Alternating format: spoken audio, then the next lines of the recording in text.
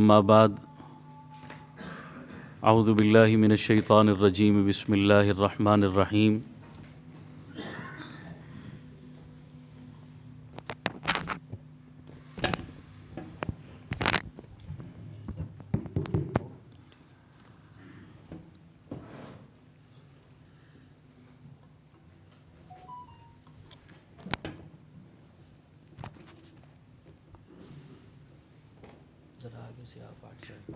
अल्लज़ीना यूफ़ूना बिअहदिल्लाह वला यनक़ुज़ूनल मीसाक़ वक़ाल तआला फ़ी मक़ामिन आख़र रिजालुन ला तुल्हीहिम तिजारतुन वला बैउन अन ज़िक्रिल्लाह व इक़ामिस्सलाह व ईताइज़्ज़काह।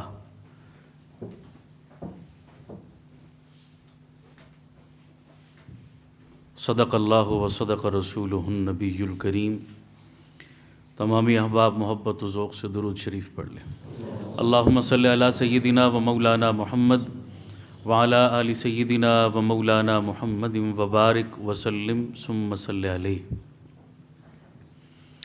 लायक़िसत ताज़ीम व तकरीम हज़रात उलमाए किराम, मुअज़्ज़िज़ीन इलाक़ा, मेरे ताजर भाइयों, दोस्तों और बुज़ुर्गों, सबसे पहले तो मैं इस खूबसूरत महफ़िल सजाने पर इस महफ़िल के और इस मजलिस के मुंतज़िमीन मख़दूम व मोहतरम हज़रत मौलाना साजिद क़य्यूम साहब ज़ीद मजदूहू, बरादर मुकर्रम मख़दूम व मोहतरम हज़रत मौलाना हारून रशीद शामी साहब ज़ीद मजदूहू, मख़दूम व मोहतरम हज़रत मौलाना अब्दुल क़ादिर साहब, हज़रत मौलाना उस्मान खालिद साहब, दीगर भी जितने अहबाब इनकी टीम का हिस्सा हैं, और इसी तरह हरीपुर चैम्बर ऑफ कॉमर्स के ज़िम्मेदारान, मैं सबको मुबारकबाद पेश करता हूँ। अल्लाह जल्ल शानुहु इस मुबारक सही पर कदम कदम पर आपको बेहतरीन बदला अता फ़रमाए, और जिन नेक मकासद को लेकर आपने इस सिलसिले का आगाज़ किया, अल्लाह ताला उन अहदाफ़ को पूरा करने की तौफ़ीक़ अता फ़रमाए, और ये खुशबू हर बाज़ार और हर दुकान तक पहुँचाने की अल्लाह हमें तौफ़ीक़ अता फ़रमाए। मुझसे क़बल भी आप बड़ी जामे गुफ्तगू सिमात फ़रमा चुके हैं, वक्त भी मुख्तसर है। मैं बग़ैर किसी तमहीद और तफसील के चंद तरग़ीबी बातें आपके गोश गुज़ार करके इजाज़त चाहूँगा।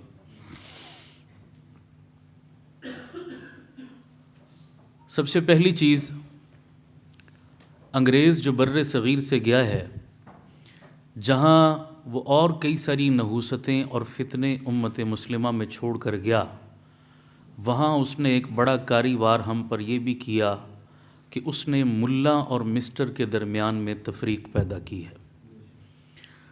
मुल्ला से मेरी मुराद मजहबी तबका है ख़ास, मस्जिद और मदरसे वाला, दाढ़ी टोपी पगड़ी वाला, और मिस्टर से मेरी मुराद वो आम मुसलमान जो दुनियावी मुख्तलिफ़ पेशों से वाबस्ता लोग हैं। ये उसने दो हमें मुखालिफ सिमतों में लाकर खड़ा कर दिया। एक उमूमी बात कर रहा हूँ मादरत के साथ कि हमारे मजहबी तबके का वजूद सिमटते सिमटते मस्जिद और मिंबर तक महदूद रह गया, और हमारा जो दुनियादार तबका, ताजिर भाई, दुकानदार भाई, वो अपनी दुनियावी मशागिल में ऐसा मगन हुआ कि उसका भी मज़हब से जैसा लिंक और ताल्लुक़ होना चाहिए था वैसा बाकी, बस 7वें दिन आए, जुमे की नमाज़ पढ़ ली, कभी मौलवी साहब को निकाह पर बुला लिया, जनाजे की नमाज़ के लिए बुला लिया, बस ये थोड़ा बहुता राह व रस्म हमारा बाकी रहा। इसके अलावा हमने अपने अपने सिलसिले जुदा कर लिए, और ये एक आम मुसलमान का जहन बन गया है कि मौलवी का काम और है और एक दुनियादार मुसलमान का काम और है। और हमने भी एक काफिराना सोच नऊज़ुबिल्लाह अपना ली कि बस इंसान का मज़हब से ताल्लुक़ मस्जिद की चार दीवारी तक है, यानी वो जब मस्जिद में गया तो वो मुसलमान है, मस्जिद के गेट से बाहर निकला तो वो आज़ाद है, वो अपनी गमी में, खुशी में, कमाई में, ख़र्च में, तिजारत में, जमा तफरीक करने में वो क्या है, आज़ाद है। यहाँ उस पर मज़हब की कोई कदगन, कोई पाबंदी, कोई उसूल ज़ाब्ता लागू नहीं होता। ईमान से बताइए, ये एक मोमिनाना सोच है या काफिराना सोच है? काफिराना सोच है। کافر اپنے آپ کو اپنے معبد تک، اپنے کلیسا تک، اپنے گردوارے تک، اپنے مندر تک اپنے آپ کو مذہبی طور پر محدود سمجھتا ہے، اور اپنی عبادت گاہ سے باہر اپنے آپ کو کیا سمجھتا ہے؟ آزاد سمجھتا ہے۔ وہ کہتا ہے یہاں مذہب کی کوئی پابندی نہیں، میں آزاد ہوں تجارت کرنے میں، جہاں میرا نفع اور مفاد ہوگا میں ویسے چلوں گا۔ اسلام ایک مکمل ضابطہ حیات ہے، وہ صرف نماز روزے کا دین نہیں ہے۔ اسلام نے جہاں مسجد کے اندر نماز روزے کی ہمیں ترغیب اور تلقین کی، وہاں پر مارکیٹ اور تجارت کے اصول اور ضوابط بھی ہمیں بتائے ہیں۔ پیدائش سے لے کر وفات تک، کمائی سے لے کر خرچ تک، بڑوں سے لے کر چھوٹوں تک، امیر سے لے کر غریب تک، حاکم سے لے کر رعایا تک، ماں کی گود سے لے کر قبر کی گور تک، کوئی زندگی کا ایسا قدم، گوشہ اور موڑ نہیں جہاں اسلام نے ہماری رہنمائی نہ کی ہو۔ یہ ہمارا ایمان ہے یا نہیں ہے؟ تو ہم تجارت میں، دکان میں، مارکیٹ میں، کاروبار میں، بزنس میں، قومی سطح پر یا بین الاقوامی سطح پر آزاد ہرگز، سارے بولو آزاد ہرگز، ہم پابند ہیں اللہ اور اس کے رسول کے۔ اور میں اب تفصیل میں نہیں جا سکتا، آپ کتاب البیوع فقہ کا ایک مستقل عنوان ہے، ایک چیپٹر ہے، ایک بہت بڑا باب ہے، بلکہ میں یہاں تک آسان لفظوں میں سمجھا کے آگے بڑھتا ہوں۔ آپ اگر اسلام کے احکام کو اٹھائیں تو ایک حصہ آپ کو عبادات کا ملے گا، 3 حصے آپ کو معاملات کے ملیں گے۔ اسلام 3 حصے کس کی رہنمائی کرتا ہے؟ معاملات کی۔ ہم نے سمجھ لیا کہ اسلام صرف عبادات کا نام ہے، وہ نماز پڑھ لی، روزہ رکھ لیا، کو حج کر لیا، بس یہ ہم مسلمان ہیں جناب۔ نہیں، 3 حصے معاملات ہیں جو آج ہماری زندگیوں سے کیا ہو چکے ہیں؟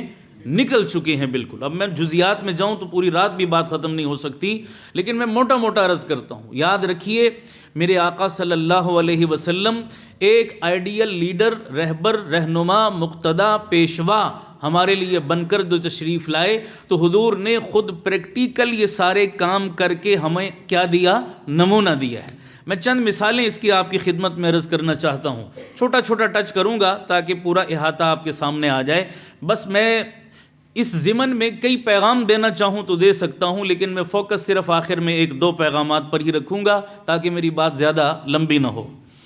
آپ علماء سے سنتے ہیں، اور ماشاءاللہ صاحب علم لوگ بیٹھے ہیں سارے، اتنا آپ سب جانتے ہیں، میرے آقا صلی اللہ علیہ وسلم جہاں نبی تھے، امام الانبیاء تھے، مسجد کے امام تھے، منبر کے خطیب تھے، خانقاہ کے جو ہے وہ شیخ اور مربی تھے، درسگاہ کے مدرس تھے، صحابہ کے معلم تھے، پیر و مرشد تھے، اور تہجد گزار تھے، نمازیں پڑھتے تھے، اللہ اللہ کرتے تھے، شب زندہ دار تھے، جہاد کرتے تھے، حج کرتے تھے، عبادات کرتے تھے، یہ سارے کام میرے نبی نے کیے۔ وہاں بازار میں عملاً جا کر میرے آقا نے خود بزنس اور تجارت بھی کی یا نہیں کی؟ اونچی آواز سے بولیے۔ میرے نبی نے تجارت کی، اور صرف خود نہیں کی بلکہ اپنی امت کو کیا دی؟ ترغیب بھی دی، فضائل بھی سنائے، اہمیت بھی بتائی، اور حضور نے خود پریکٹیکل یہ کام کر کے بتایا کہ اللہ اور اس کے رسول کی نظر میں بھی پیشے کے اعتبار سے جتنا پسندیدہ اور محبوب عمل تجارت ہے، کوئی اور عمل نہیں ہے، اپنی روزی روٹی کمانے کے لیے۔ دیگر انبیاء بھی اس تجارت کے پیشے سے منسلک رہے کسی نہ کسی شکل میں، میرے آقا نے بھی عملاً تجارت کی۔ اور آپ حیران ہوں گے کہ میرے آقا نے ایسا عجیب نمونہ چھوڑا کہ حضور تشریف فرما ہے اور اللہ کے نبی بیٹھے فرما رہے ہیں، ابو بکر جنتی، عمر جنتی، عثمان جنتی، علی جنتی، طلحہ جنتی، زبیر جنتی، عبد الرحمن ابن عوف جنتی، سعد جنتی، سعید جنتی۔ یہ 10 صحابہ جن کو عشرہ مبشرہ کہا جاتا ہے، حضور نے جن کو دنیا میں جنتی ہونے کی خوشخبری سنائی، یہ حضور کی محنت اور جمع پونجی، صحابہ میں گویا کریم سمجھے جاتے تھے یہ صحابہ۔ آپ نے ان صحابہ کی طرز عمل پر غور کیا ہو، کئی پہلو ہیں ان کی زندگیوں کے بڑے نمایاں، لیکن آپ حیران ہوں گے جو ایک نمایاں وصف تھا حضور کے صحابہ کی جماعت میں، یہ 10 صحابہ جو ٹاپ 10 میں شمار ہوتے ہیں، یہ سارے کے سارے تجارت کے پیشے سے وابستہ تھے۔ یہ 10 کے 10 عشرہ مبشرہ کس سے وابستہ تھے؟ اور چھوٹے موٹے تاجر نہیں، بڑے ہائی لیول کے تاجر، بہت بڑے تگڑے تاجر، کیونکہ میرے نبی نے اپنے عمل سے ان کو یہ رخ دیا۔ اور انہوں نے پہلے بھی آپ صلی اللہ علیہ وسلم نبوت کا دعویٰ کرنے سے پہلے بھی کس پیشے سے منسلک تھے جی؟ ملک شام میں تجارت کا سفر کیا، وہی آپ کی پہچان بنی، وہی اماں خدیجہ سے نکاح کا سبب اور ذریعہ بنی. اب اس تفصیل میں بھی میں نے جاتا کیا خوبصورت تجارت آپ صلی اللہ علیہ وسلم نے کی تھی. لیکن جب نبوت کی ذمہ داریاں میرے نبی کے کندھوں پہ پڑی تو آپ نے اس تجارت کے پیشے کو کیا کر دیا؟ ترک کر دیا کہ یہ بڑی ذمہ داری میرے نبی کے کندھوں پہ پڑ چکی. حضور اس کی طرف زیادہ متوجہ ہوئے. سیدنا صدیق اکبر رضی اللہ تعالی عنہ کلمہ پڑھنے سے پہلے عرب کے ٹاپ کے تاجروں میں شمار ہوتے تھے. کپڑے کا بہت بڑے پیمانے پر صدیق اکبر کا کاروبار تھا اور ایک بہت بڑی مارکیٹ کے بھی وہ مالک تھے اور اپنے مکہ کی انجمن تاجران کے بھی ذمہ داروں میں شمار ہوتے تھے اور ان کا خاندان بھی عرب کے بڑے متمول اور بڑے ذمہ دار خاندانوں میں شمار ہوتا تھا. ان کی حیثیت اور ان کی وہ پہچان اور ان کی شخصیت اور ان کا مرتبہ اور مقام پورے عرب معاشرے میں اسلام سے پہلے بھی کیا تھا؟ مسلم تھا. لیکن خلافت کی ذمہ داریاں صدیق اکبر کے کندھے پر پڑی تو انہوں نے بھی پھر اپنے پیشے کو کیا کر دیا؟ چھوڑ دیا کہ دونوں کو ایک ساتھ چلانا کیا تھا؟ ممکن نہ تھا.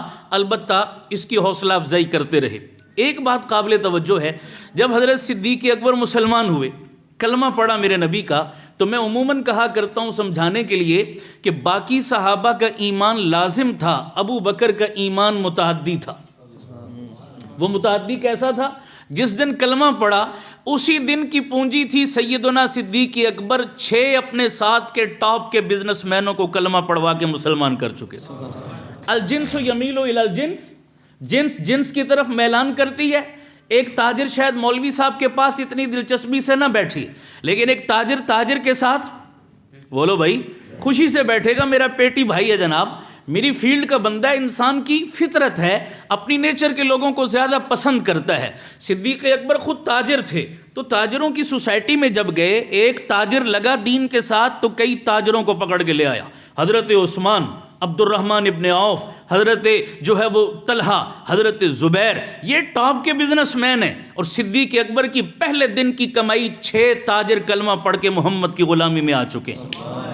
آج کا تاجر بھی اگر اسلام سے اور دین سے مکمل جڑ جائے، بتاؤ مارکیٹ کا رخ بدلے گا نہیں بدلے گا؟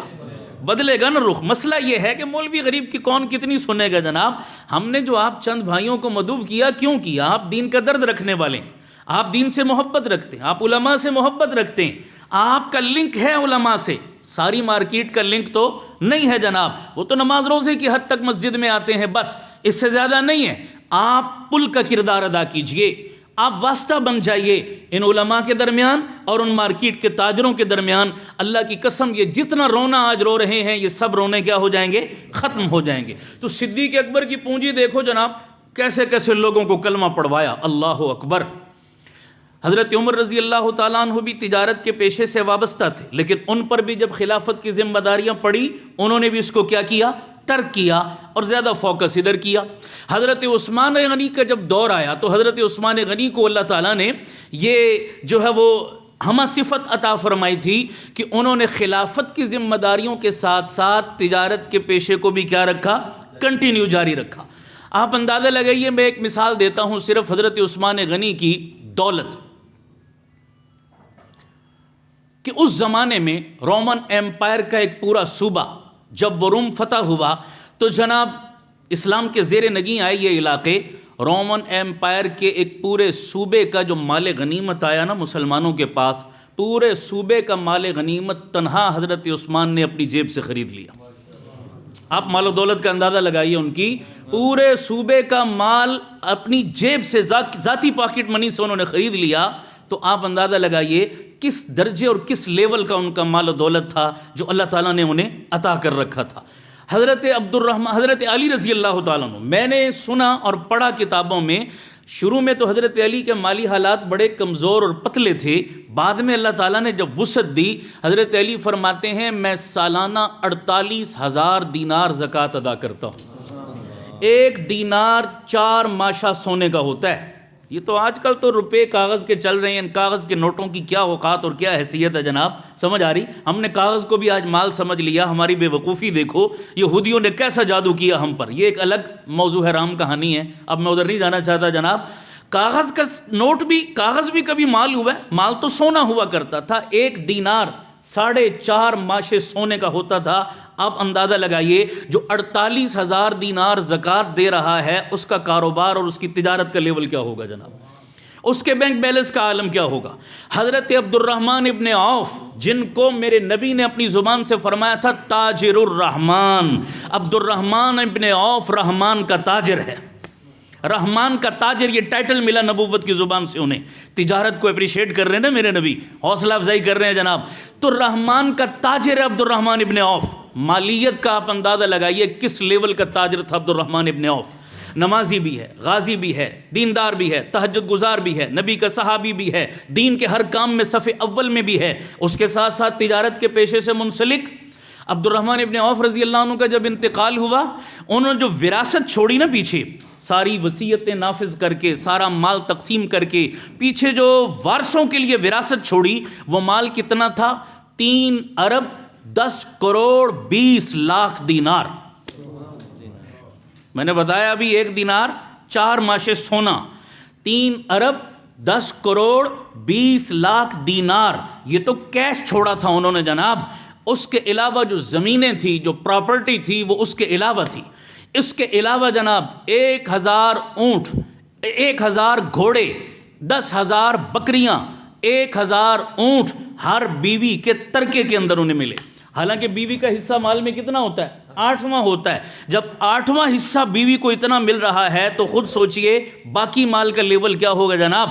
اس کے علاوہ جو سونا تھا، سونا اتنی ٹھوس اجناس کی شکل میں، جس کو کہہ لیں آپ سونے کی ٹائلیں کہہ لیں یا سونے کی اینٹیں کہہ لیں یا کوئی اور ٹھوس شکل کہہ لیں سونے کی، جب حضرت عبد الرحمن ابن عوف کی وراثت کو تقسیم کرنا شروع کیا گیا جناب، تو فجر کے بعد کلہاڑوں سے وہ سونے کے ٹائلوں کے ٹکڑے کرنے اور کاٹنا شروع کیا گیا۔ ظہر کا وقت ہو گیا اور وہ سونے کی ڈلیاں تقسیم نہ ہو سکی جناب، کلہاڑیوں سے کاٹا گیا اسے۔ اتنا مال اللہ تعالیٰ نے نوازا۔ پتہ چلا جب مسلمان اللہ کا ہو کر تجارت کرتا ہے، اللہ دین تو جھولی میں ڈالتے ہیں، دنیا بھی اتنی ڈالتے ہیں انسان تصور نہیں کر سکتا۔ عبد الرحمن ابن عوف نے عجیب بات کی، انہوں نے فرمایا لوگوں میں تمہیں اپنی تجارت کے اصول بتاتا ہوں، آپ یہ سنیے گا ذرا۔ اس لیول کا تاجر، آج تو لوگ کہتے ہیں نا جی جھوٹ کے بغیر مارکیٹ میں نظام نہیں چل سکتا، سود کے بغیر نظام نہیں چل سکتا، 2 نمبر مال کو 1 نمبر جب تک کہہ کے نہ بیچے ہم کامیاب نہیں، ہم تو فلاپ ہیں، ہمیں بوریا بسترا گول کرنا پڑے گا۔ یاد رکھیے میرے نبی کے زمانے میں بھی مارکیٹ میں سود تھا یا نہیں تھا؟ بولو بھائی، سٹہ تھا یا نہیں تھا؟ اجارہ داری تھی یا نہیں تھی؟ سرمایہ دارانہ نظام تھا یا نہیں تھا؟ وہ تمام خامیاں موجود تھی اس زمانے میں بھی، لیکن کیا وجہ ہے کہ ساری خامیوں کے باوجود ایک مسلمان تاجر میرے نبی کے زمانے میں مارکیٹ میں سروائیو کر گیا۔ آج کا تاجر کیوں سروائیو نہیں کر سکتا؟ آج کا تاجر کیوں کہتا ہے میں فلاپ ہو جاؤں گا جناب؟ میری مجبوری ہے سودی نظام کو اپنانا، میری مجبوری ہے بددیانتی، خیانت اور کرپشن کرنا۔ حالانکہ یہ ساری رکاوٹیں تو صحابہ کے سامنے بھی تھی۔ عبد الرحمن ابن عوف کیسے سروائیو کر گئے؟ سنیے، عبد الرحمن ابن عوف کہنے لگے میری تجارت کا پہلا اصول کیا اصول ہے جناب، جس کے بدلے میں اللہ تعالیٰ نے مجھے اتنا نوازا؟ میری تجارت کا پہلا اصول یہ تھا کہ میں نے کبھی قرض پر مال نہیں لیا۔ پہلا اصول کیا ہے؟ بڑے غور سے سننا، کیا ہے؟ سارے بولو، سارے بولو۔ کبھی قرض پر مال، کبھی کریڈٹ پر مال۔ دوسرا اصول میری تجارت کا، قرض پر بیچا بھی نہیں، نقد لیا نقد بیچا، یہ میری تجارت کا شروع سے اصول رہا ہے۔ اچھا بھائی، آج مارکیٹ میں سب سے بڑا پرابلم کیا ہے؟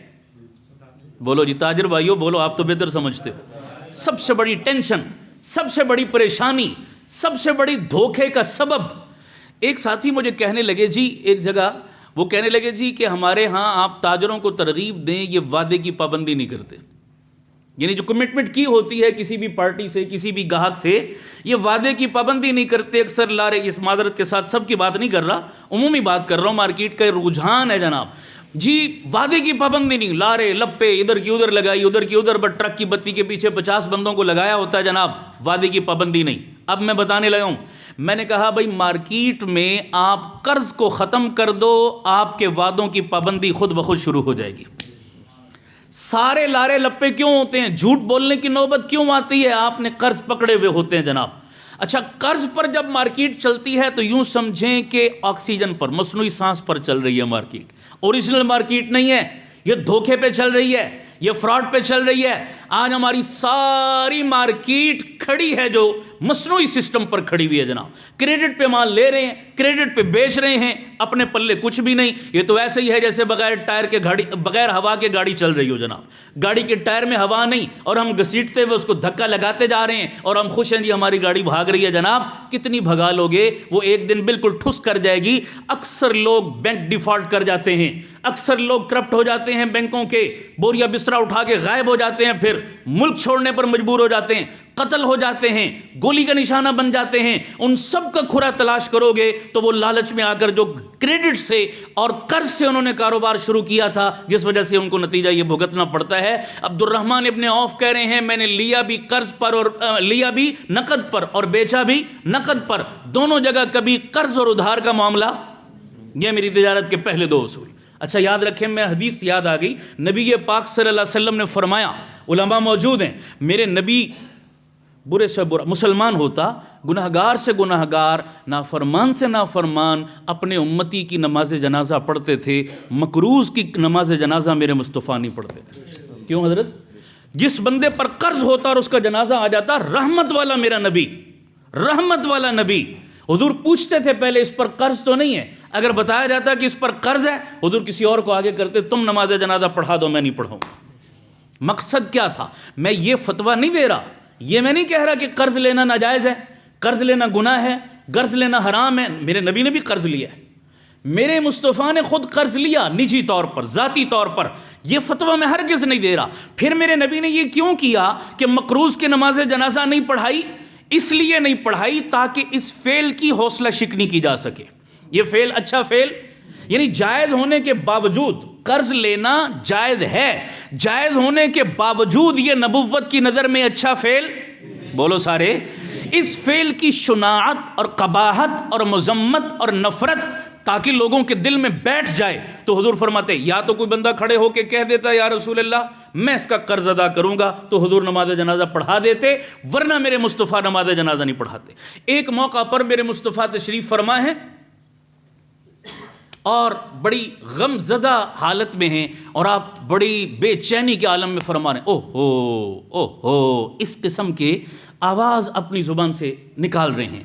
صحابہ بڑے پریشان ہوئے, یا رسول اللہ اتنے غم زدہ اور اتنی غمناک آواز آپ کے منہ مبارک سے ہم نے سنی, خیریت تو ہے؟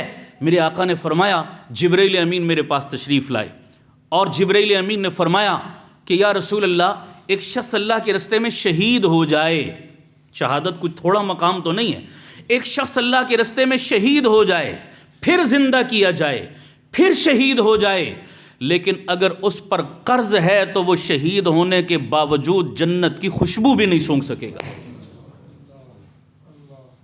شہادت کچھ چھوٹا عمل تو نہیں ہے یارو, منہ سے کہنا آسان ہے, جان دے رہا ہے اللہ کے دین کے لیے, لیکن اگر قرض دار مرا تھا تو شہید کے علماء سے پوچھئے, شرعی مسئلہ بھی یہ ہے اور میرے نبی کا فرمان, شہید جب شہید ہوتا ہے جسم سے خون کا پہلا قطرہ زمین پہ آنے سے پہلے اللہ زندگی بھر کے گناہوں کو معاف فرما دیتے ہیں, الا الدین. کیوں جی؟ سوائے قرض کے ہر گناہ معاف ہے, قرض تو شہید سے بھی معاف نہیں ہوگا. یہ ایسی ظالم چیز ہے, اللہ ہم سب کی حفاظت فرمائے, آمین کہہ دو سارے.